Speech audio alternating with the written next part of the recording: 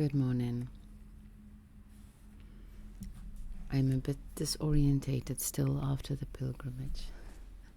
And I don't want to force myself into reorientation, so bear with me. Plato's Gorgias, day 21. Gorgias speaks.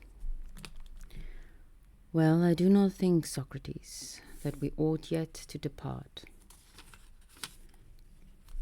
But you should carry through the discussion, and I think that others too agree with me. I myself am anxious to hear you go through what remains. Socrates. I myself too, Gorgias, would have liked to continue the argument with Callicles here, until I had paid him back with the speech of Amphion in reply to that of Zethius. But since you are unwilling, Callicles, to help me finish the argument, you can at least listen and interrupt if at any point you think I am wrong. And if you refute me, I shall not be vexed with you as you are with me, but you shall be enrolled as the greatest of my benefactors.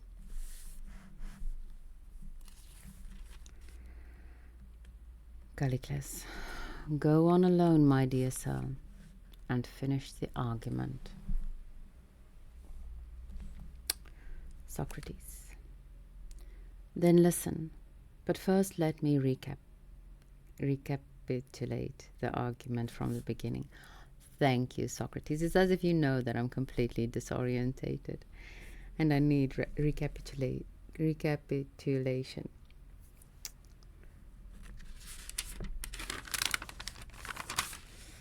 Are the pleasant and the good identical? They are not, as Callicles and I agreed.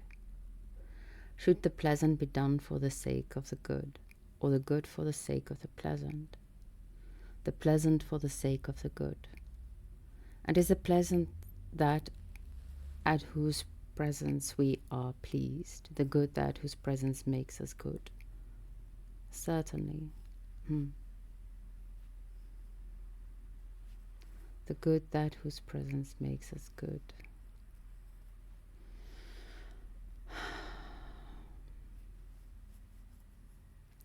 But the goodness of ourselves and of all other good things is due to the presence of some excellence. It seems necessarily true, Callicles, some excellence.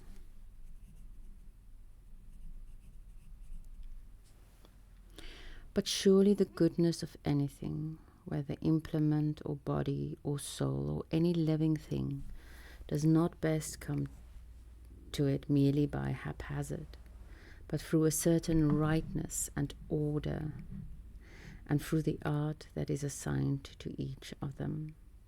Is this so? I certainly agree. Then the goodness of anything is due to order and arrangement. I should agree. It is then the presence in each thing of the order appropriate to it that makes everything good. So it appears to me. So Socrates is having a little dialogue with himself at this stage. The soul then that has its own appropriate order is better than that which has none, necessarily. But further, the soul possessed of order is orderly.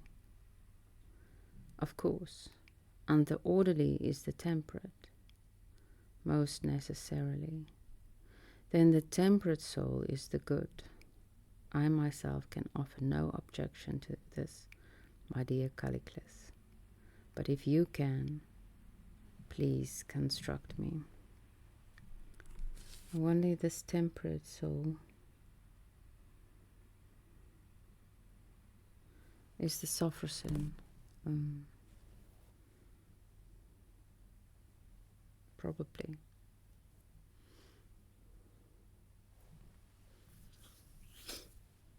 I don't have it ready, the Greek, so I'm just gonna go on.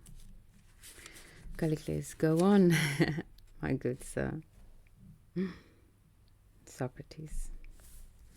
I assert then that if the temperate soul is good,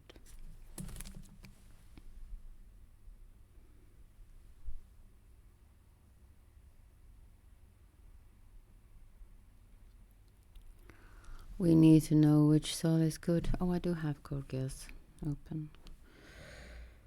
507.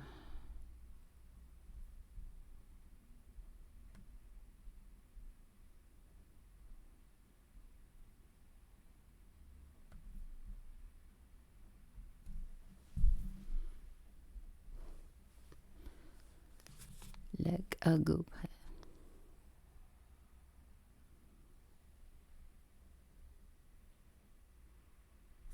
Yes, Sophros and Agape. Ooh, Estin.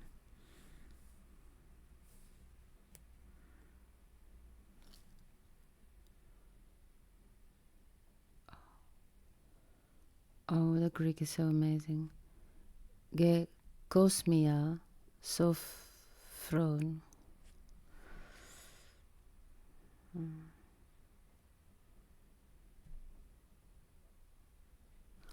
don't think it is right.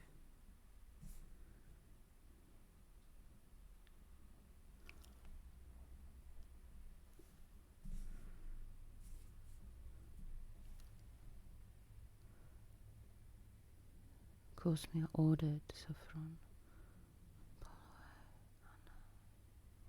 It's good.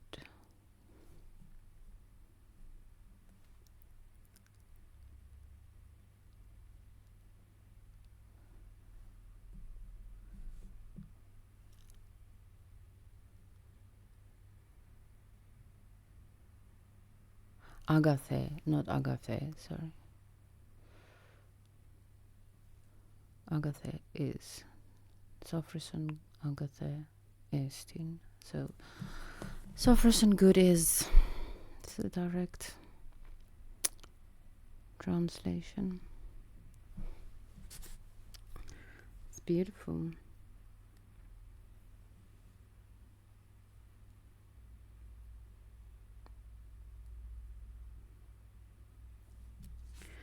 I assert then that if the temperate soul is good, the Sophroson soul is good, then the soul in the opposite condition to the temperate is evil.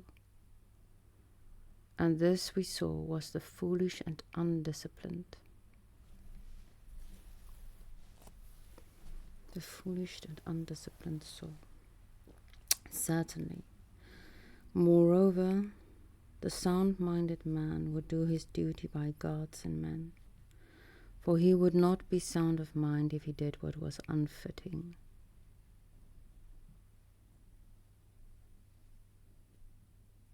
That must necessarily be so. So when we think of discipline, what I think of discipline immediately is Jordan Peterson and the fact that my morning is structured and get up, do this, do that, and then to a great extent the rest of my day as well. But the thought popped in my mind now, what about ritual as a means to discipline? I don't know how many of you have actually participated in elaborate rituals, but it takes a lot of discipline. It's quite structured.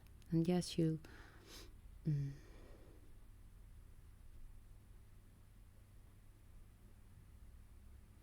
it's theatrical play to a great extent, so there is joy in it, a lot of joy.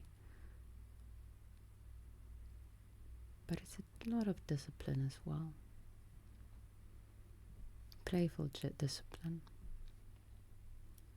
I've just been overwhelmed again by the power of ritual on this pilgrimage, and devoted myself to deepening my ritualistic life. So I had to share that. And that is indeed like a means to discipline, because it's very structured, of course. The wheel, the year, and what goes when. This fitting. doing what is appropriate, what fits in the time and place. And that's discipline, I think, according to this. That must necessarily be so, Socrates says. And doing his duty by men, he would be acting justly, and doing it by the gods piously, and the doer of just and pious deeds must be just and pious. That is so. And further, he must be brave, for it is not the part of the man of sound mind to pursue or avoid what he should not, but to pursue or avoid what he should, whether it be things or people or pleasures or pains, and to stand his ground where duty bids, and remain steadfast, knowing what and how to love.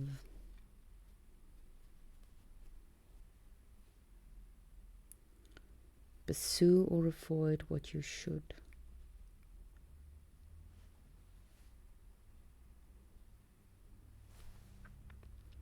Knowing how to love. So there is every necessity, Callicles, that the sound-minded and temperate man. What is that phrase that they always quote, Hans, I think? Directing our loves, knowing how to direct our love. I can't remember.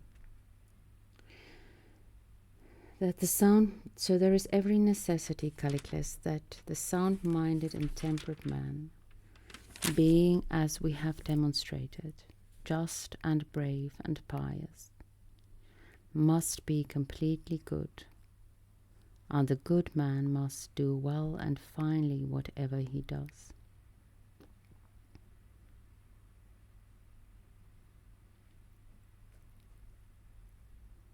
And he does well, and he who does well must be happy and blessed, while the evil man who does ill must be wretched,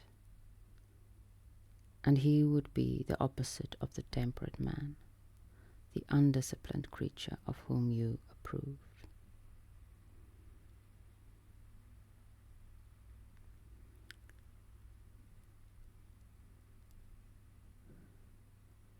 The just and brave and pious man or woman must be completely good, and the good man must do well and finely whatever he does. And he who does well must be happy and blessed. Love and do whatever you will.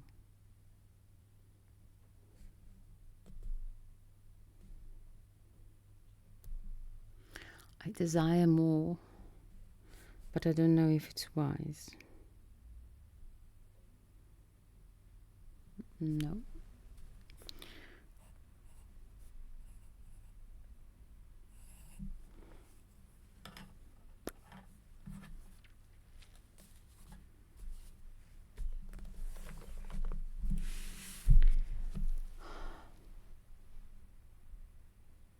Have a beautiful day.